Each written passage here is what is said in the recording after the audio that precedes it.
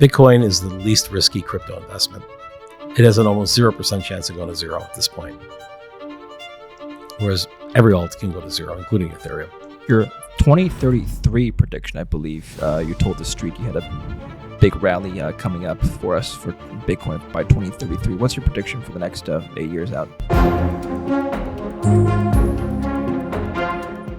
Where are we in the Bitcoin supercycle? Where is this cycle headed, and where will it take the Bitcoin price next? We're talking about this and many other things with Michael Terpin, CEO and founder of Transform Ventures. I'm David Lin. Bonnie Chang. Michael, you've been referred to by legacy media as the Godfather of Crypto. Why?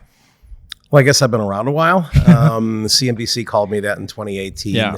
By then, I'd already worked on about 100 crypto projects in terms of advising and marketing. I helped. I founded BitAngels in early 2013, the first investor group. We're in 30 cities now, including Las Vegas, including New York, Dubai, Singapore. And it's pretty decentralized. It's basically each city holds their own events that connect founders with investors. And then we also do about 20 global events a year. So, for example, we have a Denver chapter, but when ETH Denver's in town, we roll in some global resources because it's obviously going to be a bigger event. What was your first crypto acquisition?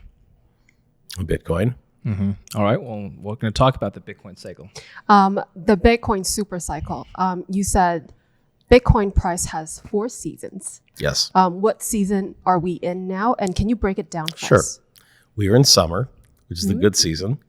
So Satoshi in the white paper, and I talk about this in the book, Satoshi in the white paper said that as long as new Bitcoin usage, you have to buy it to use it, goes up more than the new Bitcoin that are being mined, the price has to go up. It never goes up in a straight line, and that's where the 4 seasons comes in. But every single cycle, we're in the 5th cycle out of 33 now, and each cycle has had fewer and fewer Bitcoins. So the very first cycle, Genesis block through the end of 2012, had 7,200 Bitcoin mined every day.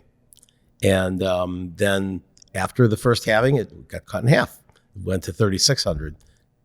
In the second halving, third cycle, it went to 1,800. 4 years later, it went to 900. 4 years after that, which is the cycle we're in now, 5th cycle after the 4th halving, we're now at 450 per day. Big change from 7,200 a day. And to put that in perspective, Michael Saylor buys more than 450 Bitcoin a day.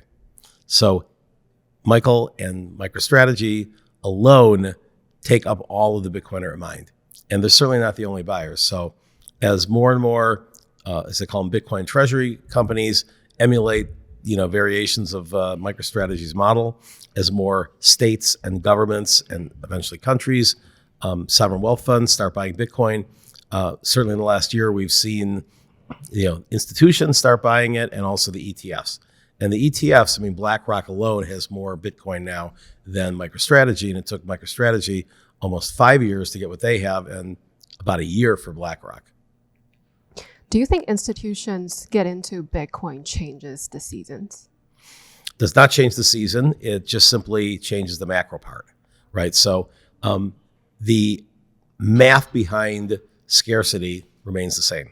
So we right now this is the first cycle that new Bitcoin, what they call the stock to flow ratio, is scarcer than gold.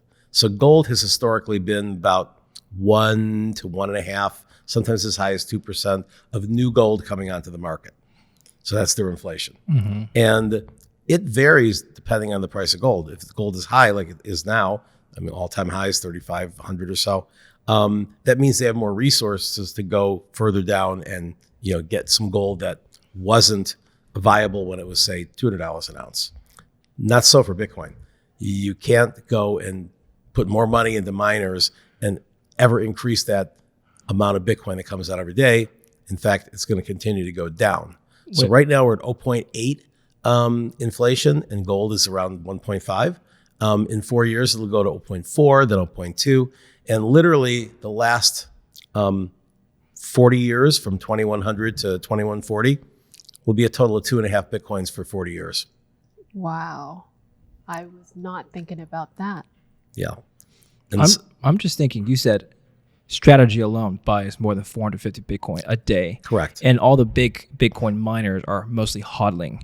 not liquidating. That's correct, because they don't have to liquidate because they Right. have they have other resources. So is yes. it fair to say then that none of the new Bitcoins being created on a daily basis are going to be available for the public? So in other words, in practice, the available supply is much less than 21 million. It's whatever it is now. Well, right now we're about to hit 20 million in the next couple of months. Right. So that means that we're about roughly 95% distributed in terms of like all the Bitcoin versus what's left. So there's only 5% left to mine. However, only 5% of the world has any Bitcoin. So at some point, all disruptive technologies tend to go through this technology adoption life cycle. They also call it the S curve of adoption, where the first 4, 5, 6% take forever to get going, right? That's when the early people, it was written about in Crossing the Chasm. It's been written about in the Gartner hype cycles. They're all variations on the same effect, which is that it takes 15, 20 years to get something to the point where it really has the momentum to appeal to the masses. And so you have the early adopters that might take 15, 20 years to get going. Then you have the early majority. And that's a larger category. It's usually, I think in, what Jeffrey Moore said, I think it's about 3, 4% that are the early adapters. And then it's maybe like 10 or 15% are the early majority. Then you have the mid majority, which is where you get to like 50, 60% of the population. Then you have the late majority, the laggards. And then you have people who never, there's still people who don't own, a television, but that's a very small number of people. Can you tell us what indicators are you looking at to tell you that we're going from this season to the next? First one is the calendar. The calendar. The calendar. So in other words, the 4-year cycles have been remarkably predictive of performance. So I, again, break each cycle down into 4 seasons. So every cycle has higher prices than the cycle before it. Satoshi talked about that in the white paper, that as long as you end up having, more Bitcoin being bought than Bitcoin being mined, it has to go up. It just doesn't go up in a straight line. And this is where human fear and greed come in. So after the halving, every single cycle, the price has been flat. And it's the shortest season. It's only 4 to 7 months. And the reason it's flat is because the miners go from making money to losing money in one day. And so if they're not selling Bitcoin, some of them still sell Bitcoin. And so what happens is that you think the price would drop if they're selling Bitcoin, but there are other people who are seeing where the cycles go, and they're like, okay, we just passed the halving. This is a good time to buy. And so they're buying it up, but they're not buying it up in a frenzy because they haven't seen, sort of the tipping point of like the new bull market. And so, for example, this cycle, we hit Bitcoin summer the day that it passed the all-time high of the prior cycle. That was 73,850. And what's interesting is most cycles, it hit the high for the whole 4 years at the end of the prior Bitcoin summer. So that would have been 2021. So we hit around 67,000 and change. And what happened this year was we had an anomaly because the pent-up demand for the ETFs, it got passed, and all of a sudden the month prior to the halving, you end up having a new all-time high. That was an anomaly. Number of pundits said, oh, that means the seasons are broken or the cycles are broken. Or they said, now we're going to have a short cycle because this is the new all-time high. And so it'll be over within a year. What they didn't realize, and I wrote about this in the book, is that you can't have this cycle's high before the halving. That's last cycle. The halving defines the break of the seasons, means the cycles rather. And so what that did do was it marked a higher mark for what you have to overcome to be a new all-time high. So the 21 high of 67, we almost got there on the halving. It was like 60, it went down to the halving. And interestingly enough, the halving price has been the perfect price of Bitcoin. I call it the Goldilocks price. It's not too hot, not too cold. If you look in a rear view mirror, it is always like it either comes down or comes up to what the fair market price is when you evaluate it later on, is in terms of like, you can clearly see the peak of the bull market is oversold, and then or rather overbought, and that the bear market a year later is oversold. What's and it comes back value? to the middle. And so, right, the fair market value, and they can calculate that over time. And the halving date has always been the fair market value. So it was fair market value of $12 in 2012. It was fair market value of $670 in 2016. It was fair market value of $8,700 in the halving of 2020. And it was $63,900 this last cycle. So you can see, if that's the fair market value, every time, it's gone up quite a bit. But between the cycles, you have wild fluctuations, although less every cycle. After the first halving, well, actually before the first halving, you didn't have a halving, you had the Genesis block. But the difference between the first stated price of a Bitcoin sold, which was one sale, it was 5,050 Bitcoin that was sold on PayPal for $5. That was Satoshi's intern, Marty Malkoy. And that was the only sale for months. But that counts as the first price of Bitcoin, 1/10 of a penny. It went from 1/10 of a penny to $30 2 years later. And then it crashed to $1. And so that started kind of this fluctuation between, you literally went from the first stated price of a Bitcoin sale to the high of 3,000x, and then it crashed 97%. After the halving to high, first halving was 100x, and then the pullback was 85%. Second halving was 30x, with 670 to 19,800, and then pulled back 83%. And then third halving, it went up, should have gone up 10x because 3,130, the kind of path there mathematically, it should have been about 10x. But we had bad macro. We had the Biden administration and Gary Gensler and Elizabeth Warren trying to kill everything and driving people out of the U.S. and sort of getting skittish everywhere. And you ended up having a rapid rise in interest rates, which doesn't help for risk assets. And so instead of being 10x, we were 8x. I was on a panel around the time, and one of the panelists said, I think interest rates are more important than halving. And I'm thinking, if that was the case, then we'd still be at $8,700, right? And we're not. So it tamped it down to do 8x. I think most asset classes would be very happy with 8x, right, in a year. And so that's typically what happened the last time. And so with that model, I'm projecting that if we keep along the same dynamic, we'll be about 3x. So 3x from the halving puts us at 193,000. Now, that's with neutral macro. If the bad macro of the economy, tariffs are out of control, blah, blah, blah, means that it outweighs the pro-crypto, regulatory that we have across all the forms of government right now in the U.S., that means the bad macro means we'd be under, maybe as low as 150, 160.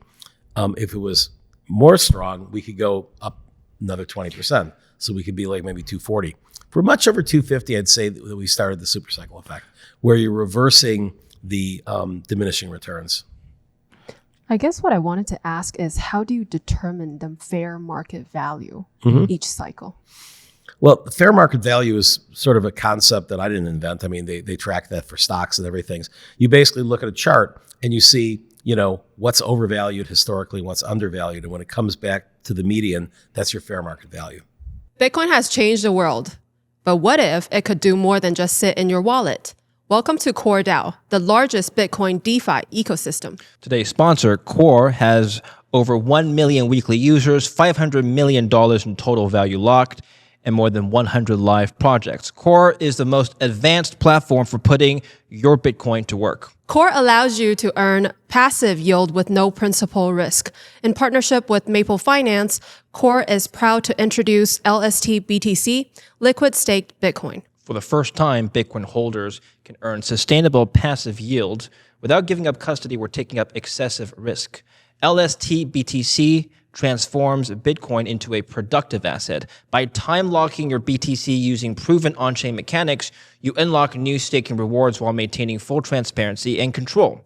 Stake Bitcoin and Core together to earn even more, thanks to a dynamic dual staking system that rewards deeper participation. This is more than DeFi. It's the bridge between Wall Street and Web3.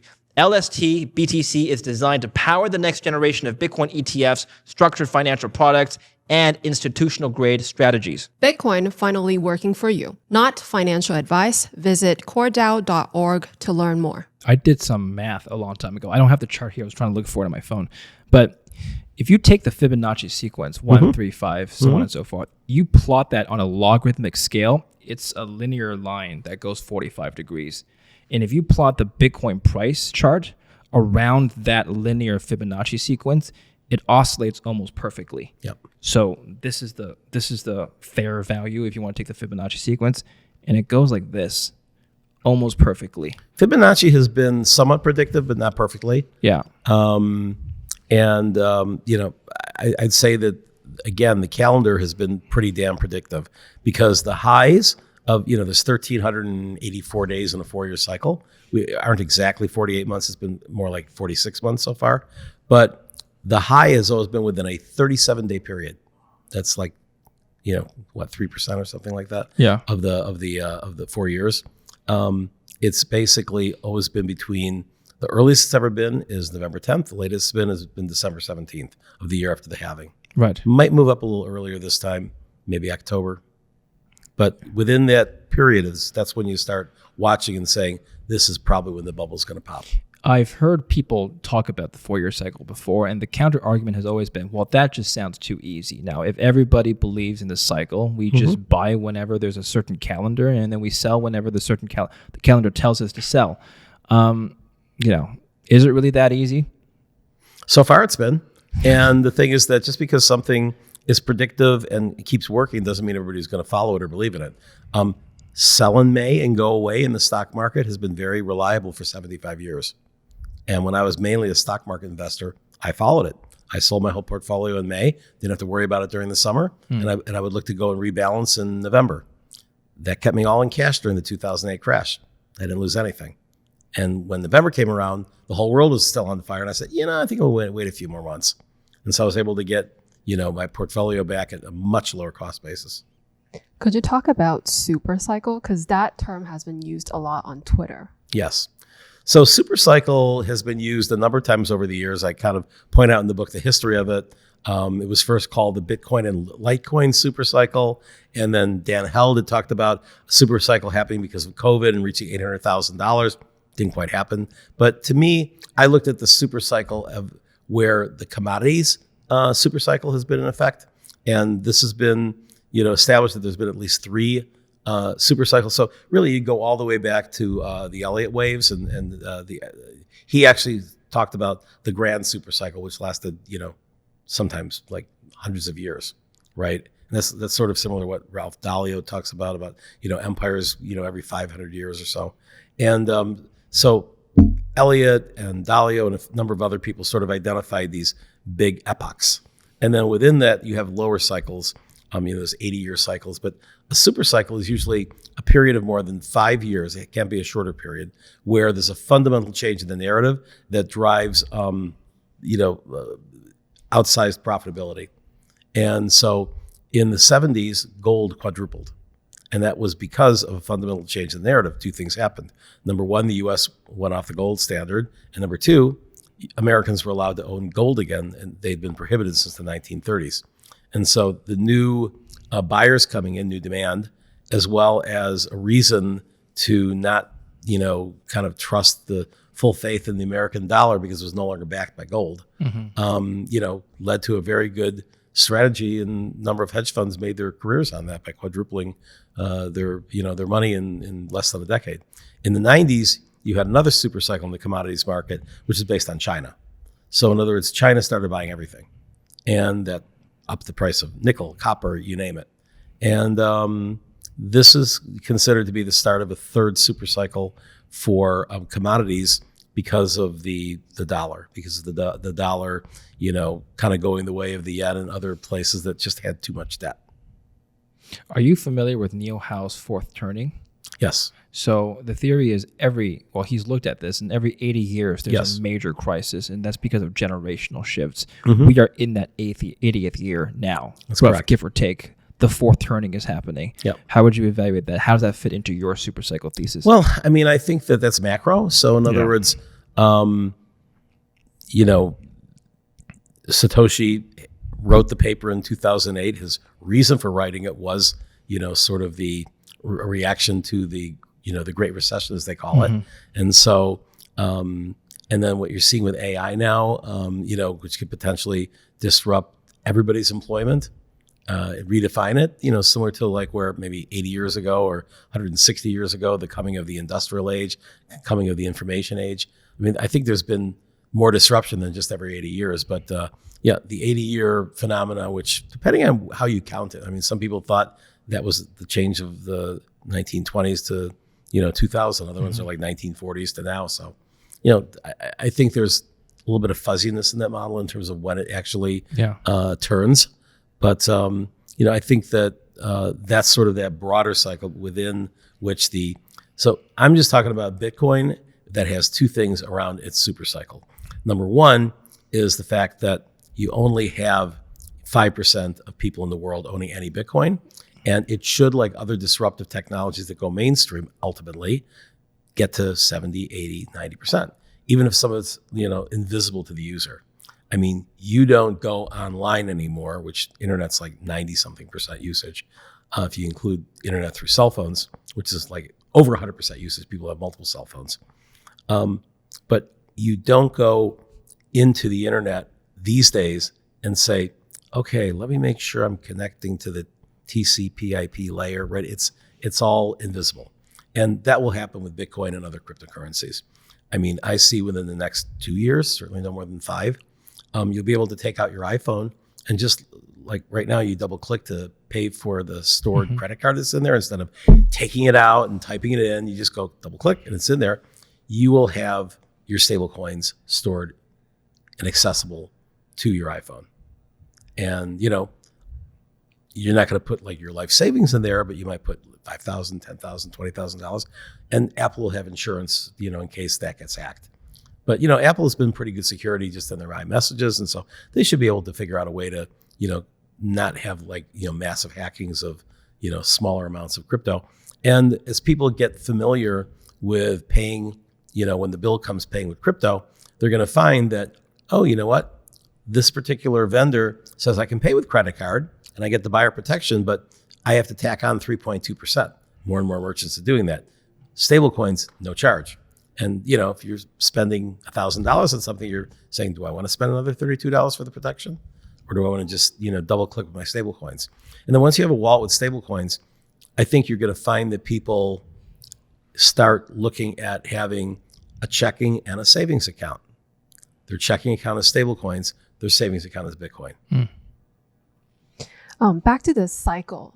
We had a couple Bitcoin miners here yesterday, and I was asking them, so there is this narrative that they have absolute control over Bitcoin price. Like you were just talking about how if they don't sell right after halving, then there is no supply. But they were saying that the first 2 cycle that made sense because Bitcoin mined every day was a big number, but now it doesn't make sense. Well, this is a smaller number, but that adds to the scarcity, right? So in other words, if you have more people buying and less inventory to sell, I think that, the numbers still make a difference, right? And so far, the cycles of fear and greed have continued. Now, again, that may not be for all 33 cycles. It probably won't be. I think after the super cycle, you may end up having a change. I think that as we tend to be creeping up in the date of the halving, because I think the Satoshi planned it to be in U.S. presidential years. And so far it's been that way, but it was November of 2012, July of 2016, May of 2020, April of 2024. At some point, if it keeps on being less than 48 months, you're going to have it be in the year prior to the presidential election. And so that will probably disrupt the fourth quarter because it would be, starting in a prior calendar year. And I think there's tax reasons and a lot of other reasons why, you end up having a peak in the end of a calendar year. But how would that change the cycle? Because if you have an earlier halving, you then have an earlier summer. And when it peaks would probably end up being earlier. It's one of many things that would sort of disrupt the way things have been. And we'll see. I mean, I think that we're going to probably still be having halvings in presidential elections for probably at least the next 3 cycles. Because again, the reason why we moved from like November to July was because in 2016, we had a lot of disruption in mining. That's when some of the Chinese miners shut down and moved to Texas and things like that. And so you had a lot more disruption than you do right now. Because if we're only moving it up, 1 month, I mean, it was like, it was like October, so it was like 4 or 5 months. And then it was like 2 months, then it's 1 month. And maybe this time it's less than a month. So we may end up having 2028. I think right now they're projecting either late March, early April. And so the 2032, maybe it's like, still in March and the one after that. So it may be another 3, 4, 5 cycles. 5 cycles is 20 years. And in 20 years, we will be at over 99% of the Bitcoin already distributed. And we will have the scarcity, not just a little bit less than gold, but it's going to be like what? Less than 0.1% with a lot more usage. I mean, one of the analogies that I use is when you had the S-curve of adoption happen with cell phones, or you had it with the internet, a lot of companies got really big and rich because they served the demand of all these new customers, right? You had like Dell building laptops, you had Microsoft making software, you had Cisco making servers, and it was a bull market while you were doubling your market share, right? Go from 5% to 10% to 20% of people on the internet, and not a lot of competition. You can't do that with Bitcoin miners. They can't mine any more than 450 a day. And they may be able to take a higher amount of market share, but again, that's only 450 a day. Then it's gonna be 225 a day. Then it's gonna be 110 a day. Then it's gonna be 55 a day. At some point, even in the next 20 years, you're gonna be well under 100 a day. And yet the demand, might be 4, 5, 6 times what it is today. And you can't go and just simply say, oh, we're gonna build a company to make more Bitcoin. No more Bitcoin is found underground. No more Bitcoin is being found on Mars. It's, the monetary policy is in code for the next, 100 and something years, 125 years, or 115 years, 2140.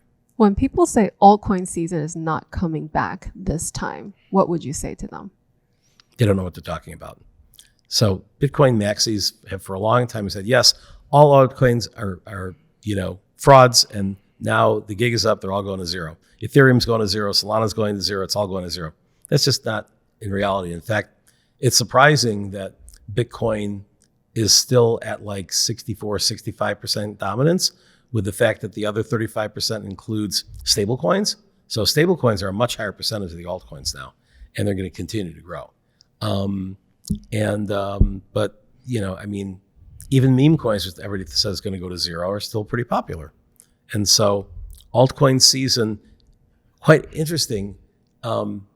Every cycle you've had new entrants actually oftentimes not get in Bitcoin first, they get into altcoins first, right? In 2021, Robinhood, a public company, had, in its quarterly earnings report that they had a big jump in their earnings from crypto.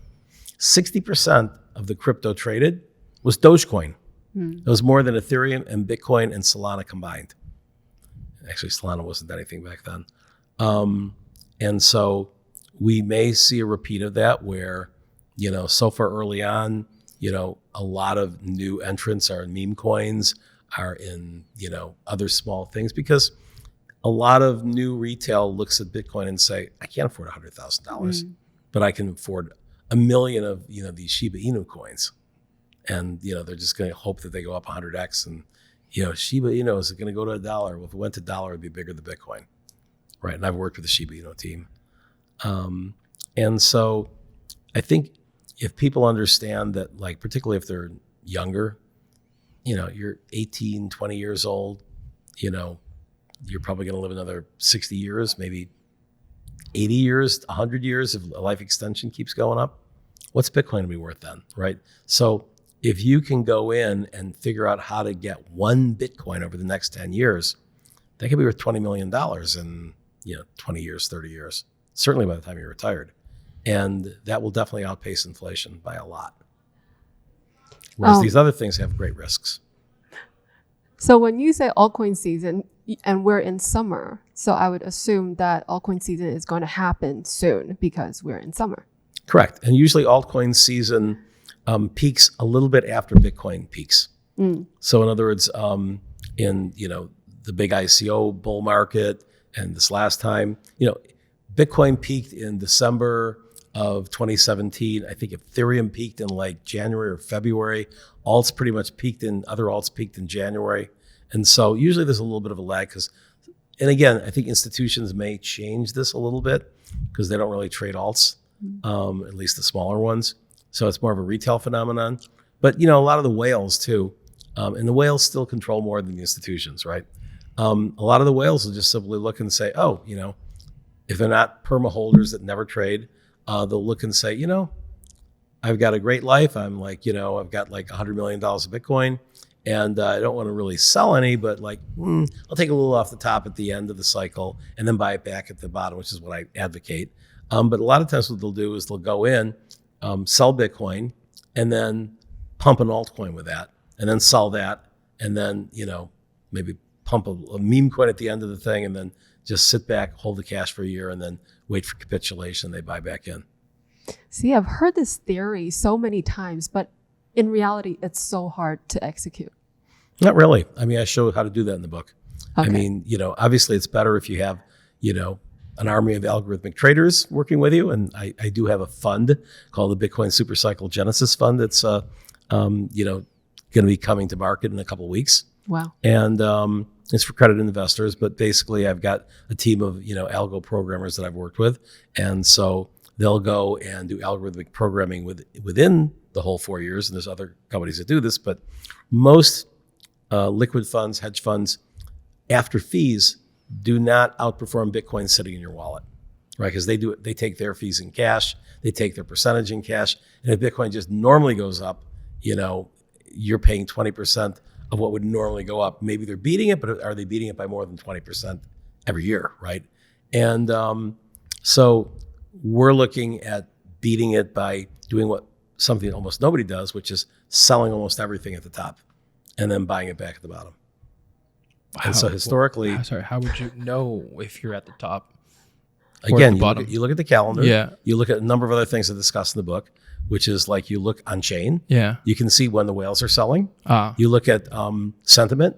There's like about 20 different factors, but you're never going to pick the exact day, although I have known really good traders who did pick the exact day and sold everything on December 17th of 2017. I know 2 traders that did that, and other ones that sold, in early November and pick the day or within a couple of days. But I recommend dollar cost averaging out once it gets into that range where you're like over 90% fear and greed on the greed side, when you can see whales have started to sell. And so if you dollar cost averaged out over the last 4 halvings, I mean, if you went and at the very first halving, you spend $12,700, right? This is a small investment for most investors, beer money. And you just bought it and held it forever. You have 1,000 Bitcoin. Today, that $12,000 investment is worth $107 million. Pretty good investment, right? However, if you went and held Bitcoin for 3 years and held cash for 1, so you went and dollar cost averaged at the top. So the first cycle, you wouldn't have been able to divine the high price over $1,200, but you would have gotten out around 1,000, right? So all of a sudden, you've had your $12 Bitcoin, you sold it for 1,000. And then you hold the cash, it dropped all the way down to 171. You probably weren't going to buy it that day, but you had several months afterwards, you could have gotten back in for around 250. So now all of a sudden, you have 4,000 Bitcoin. You hold that for 3 years. It went up to 19,830. You probably weren't going to sell on that exact day, although there was reasons to do that because that was the day they announced the futures. It was sell the news. But, you could have pretty easily gotten out around 16,000 and then held that cash. It dropped down for a year. It dropped down to 3,200. Not saying you would have picked the bottom. You had several months you could have gotten in around 4,000. Now you have 16,000 Bitcoin. So basically, you would have been able to go 4x, 4x, 4x. This last time, a little less than 4x, but you have about 60,000 Bitcoin. So now your $12,000 investment isn't worth $107 million. It's worth about $5 billion. And so by the end of this cycle, it'll be worth, over 10 billion, which is an extraordinary, return. Can you tell us about just a little bit more about the objective of your fund, the Bitcoin fund that's coming out? If one were to believe that Bitcoin is going to keep going up because of these cycles, why not just buy and hold? Are you trying to outperform Bitcoin? Yes. Okay. So that's the Bitcoin. Bitcoin is basically the new market benchmark. It's like the S&P. Yep. And you're going to do that by timing cycles, or are you going to do that by buying alts that will outperform Bitcoin as well? No alts. Okay. Also too risky. Right. Bitcoin is the least risky crypto investment. It has an almost 0% chance of going to zero at this point. Whereas every alt can go to zero, including Ethereum. If you look at Bitcoin price and it goes to the range, like your prediction, Mm-hmm. what could tell you we still have a big way to go? Or do you just sell then? Well, again, dollar cost averaging. And so I'm always keeping a little bit of a moon bag, so I probably won't sell 100% because, you never know if this time the cycle might be a little longer. Last time I probably kept more than I should have because there was a big piece of the narrative that said that a number of, pundits and YouTubers were saying we're going to have an elongated cycle. It's not going to be a fourth quarter. It's going to be May. And it wasn't. It was fourth quarter again. So it's just follow the calendar.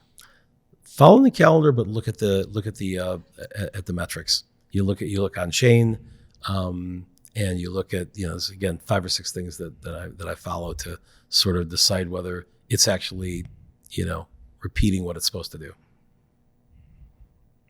Well, Michael, tell us about your 2033 prediction. I believe you told the street you had a big rally coming up for us for Bitcoin by 2033. What's your prediction for the next 8 years out?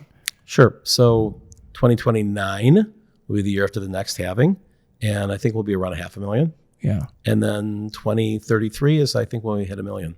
Okay. Now, if we have a super cycle, we could hit it before that. But I think you'd have to hit it in the years after you're not going to hit it during, a down year. What point does Bitcoin overtake gold in market cap, which is $14 trillion? But that's a moving target, right? So actually, gold, I think, is actually quite a bit higher than 14 trillion now. Oh, yes, it is. Yeah, that was last year. Yeah. So I think it's almost 20 trillion now. It is. Okay, so $1 million is 20 trillion, right? So if gold stays around 3,500, you need to go to 1 million. If, say, in 8 years, gold is 6,000, 7,000, certainly could double by then. Then you'd have to be 2 million. Is there a macro case for Bitcoin to replace gold as a de facto treasury asset, not just for companies, but for central banks? Yes. So if you look at, they talked years ago about Ethereum replacing Bitcoin because they never got too close, but they were heading in that direction, right? So during the ICO craze of 2017, most of it was built on Ethereum. So people were needing to buy a lot of Ethereum. And Bitcoin went down to its low point ever in terms of dominance. It was like around 35%. And Ethereum was up, I think, around 20 something percent. So they were calling it the flippening, when Ethereum market cap would flip Bitcoin. And then after that, everybody would think of Ethereum as the major asset. Bitcoin would go down, Ethereum would go up. Never came close to happening. I think you could say the same thing would be true of gold, right? So in other words, if by definition, gold is worth more globally, Bitcoin is worth more globally than gold, and it's heading in the direction of increasing its lead, I think that you would look and say, this is, I think it was Paul Tudor Jones that said, Bitcoin's the fastest horse in the race. And he's the guy that really was the hedge fund that made the most on gold in the 70s. He's like, this is the new gold. And so he's not buying a lot of gold, he's buying a lot of Bitcoin. And so I think that if you also look at generationally, ask your average 25-year-old, if you needed to go and put half your life savings in gold or Bitcoin, which would you do? Bitcoin. Exactly. And so those are the people that are 25 now. At some point, they're going to be the top earners at 45. Do you think it's always a good time to buy Bitcoin? No. I think it's not a good time to buy Bitcoin when the bubble popped, because then you're going to go and just watch it go down, down, down, down. That's a good time to short Bitcoin. Can I just hold it? Because I know it's going to come back. You absolutely. In fact, if you hold it, the good news is that it'll probably be higher 4 years later. But if you didn't buy it and you waited until the bottom of the market, it's only a year, you would have been able to buy 2, 3, 4 times as much. Do you generally agree with this general statement? And last question for me, churn rate of investors or traders, the lower it is, the better you are. Could you repeat that one? The churn rate of your trades. Mm-hmm. Lower it is. In other words, the lower the frequency of trading, generally speaking, the better off you'll be. Generally speaking, yes. On the other hand, if you've got good algos that outperform the fees, then, my fund is going to trade as much as the algo it says to. It's not going to be doing 30 trades a day. It might go a couple of days without a trade. But if it says things are heading south, it's going to sell. It's not going to sell the whole portfolio. But for the average investor who is average investor, the safest thing, if you just don't want to have a job, you just want to basically just have something that you think is going to set it and forget it. Buy Bitcoin, never look at it. And, a lot of people do that and they're going to hand it over to their grandkids. On the other hand, if you want to work about a couple of weeks every 4 years, it's not that big of a job, right? I mean, they say, if you're a stock market investor, I think Jim Cramer said you need to spend 1 hour per week on each stock you own, right? That's a lot. But with Bitcoin, literally you only have to pay attention about twice every 4 years. A lot of young people watch our show. Some encouragement, maybe they don't own Bitcoin yet, but anything you want to say to them? Sure, it's not too late. I mean, I think it's a given now that we're going to be at $1 million. That means we're only 10 cents on the dollar where we're going to be in about 8 years. And I show in the book how you could go in and start with just one Bitcoin and be close to 100 Bitcoin in 20 years. And so if you're a young person, you got multiple 20-year periods ahead of you. Read the book, everybody. Read the book. This book up. Sure, absolutely. Where can we find this book? So Bitcoin Supercycle. It's distributed by Simon & Schuster. Easiest way to find it is on Amazon. Okay. Read this book and follow Michael Terpin. So that's the... I'm at Michael Terpin, Terpin on that Twitter. is the takeaway from this interview. Thank you so much for coming to the show. Thank Pleasure. you.